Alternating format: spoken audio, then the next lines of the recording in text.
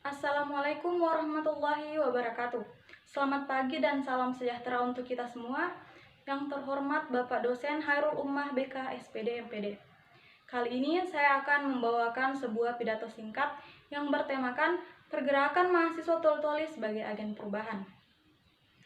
Berbicara mengenai mahasiswa, yang dimana sebagian dari mereka hanya tahu bahwa mahasiswa hanyalah anak muda yang hanya sekedar belajar lalu pulang, melainkan lebih daripada itu.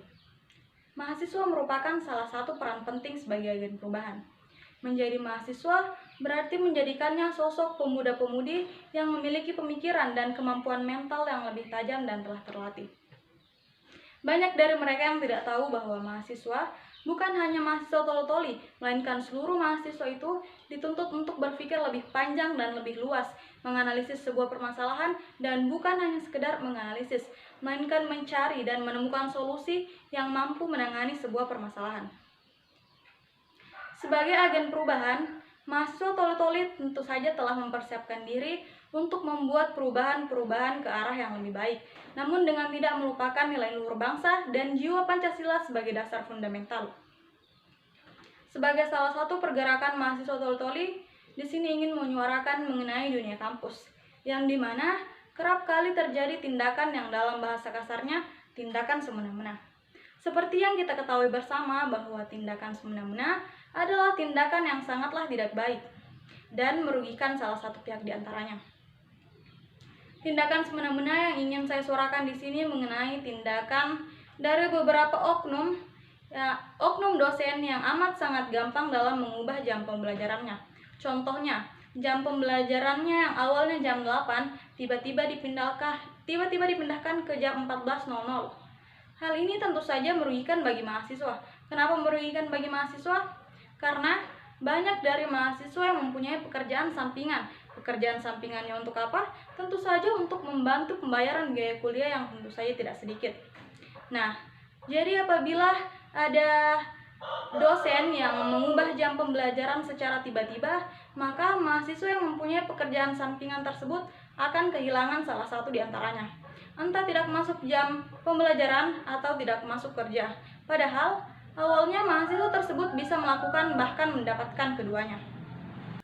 Kalau yang saya katakan ini menimbulkan statement lain yang bertentangan atau bahkan bahasa seperti hal sepertinya bagi mahasiswa harusnya sudah biasa. Bahkan Bapak dan Ibu lalu merasakan apa yang lebih parah dan lebih kejam daripada apa yang kalian hadapi saat ini. Nah, saya rasa perkataan atau statement yang seperti ini yang membuat sistem pendidikan di Indonesia yang sulit untuk maju. Kenapa? Karena mereka sudah tahu hal itu tidak baik, masih saja ingin diikuti, masih saja ingin dipertahankan, dan bahkan mencari pembelaan dari hal tidak baik itu sendiri. Bukannya mencari solusi dari permasalahan, yang ada hanya menimbulkan permasalahan baru. Padahal, jawaban dari persoalan mahasiswa sudah sangat jelas.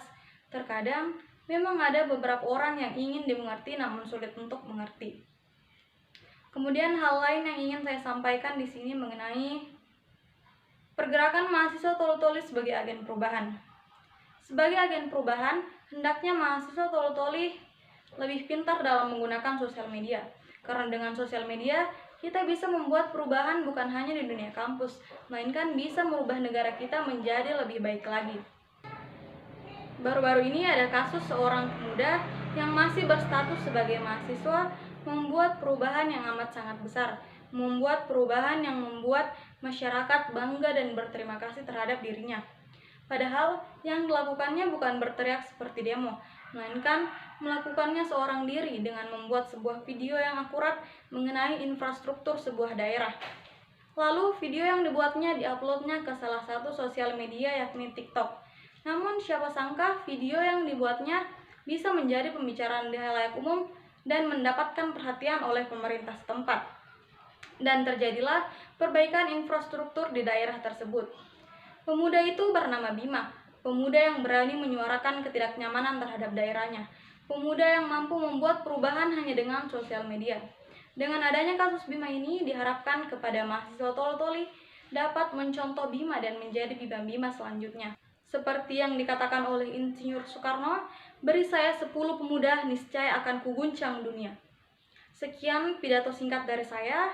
Saya mohon maaf apabila ada salah kata. Saya akhiri dengan ucapan wallahul musta'an. Wassalamualaikum warahmatullahi wabarakatuh. Hidup mahasiswa.